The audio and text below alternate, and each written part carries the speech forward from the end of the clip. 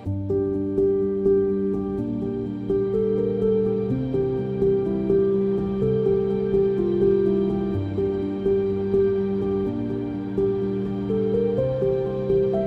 kitap bir akademik kitap gibi sayılma mümkün.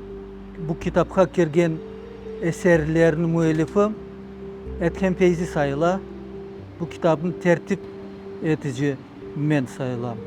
Bu kitapka kirgen eserler 1917 ve 1918-19 senelerindeki Millet Gazetesi'nde basılgan publisist eserlerinin Rusça tercümesidir. Yani Arapça, Farsça, Osmanlıca tesirinde yazılgan eserler sayılır, publisist eserler.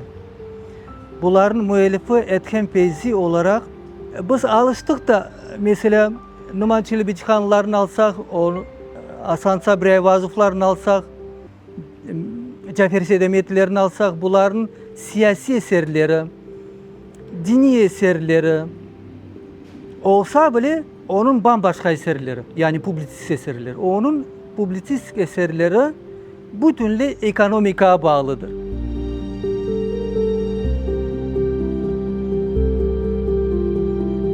Cafer Sedemetli'nin beraberlikte Sorbonna'da bir odada yaşap okuyan bir baladan biri olan. Sorbonna'da ekonomikadan, geografiyadan bilgilerini alıp da Kırım'a gelip de tamam bu ekonomika cihetinden büyük bir analizler yapan, bütün dünyanın ekonomikasını analiz yapıp da Kırım Tatarlarının ekonomikasını bir yerge getirgen adam sayılar. Mesela ne ait o eserlerinde? Onun eserleri sayesinde Kırım'da açılgan bankların hakkında, Kırım Tatar milli bankların hakkında açılganlarını bile bilemiz. Bu onun sayesinde Kırım Tatarlarının arasında zenginler çıkıp da bu banka milyon ruble vergenler de var. Bu kitapkan kirgen makaleler, publisist makaleler, Kırım Tatarlarının o devirdeki ekonomik yaşayışını anlatan eserler sayılar. Onların spesifikasını açıklayan makaleler sayılar.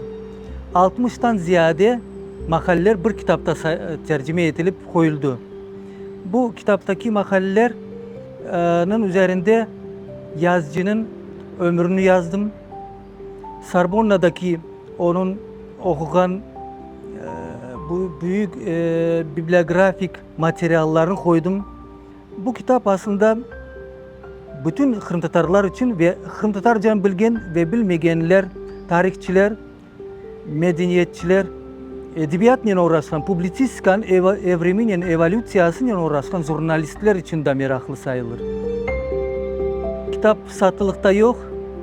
Kitap yalnız kitaphaneler arasında elektron varyantı da dağıtılan.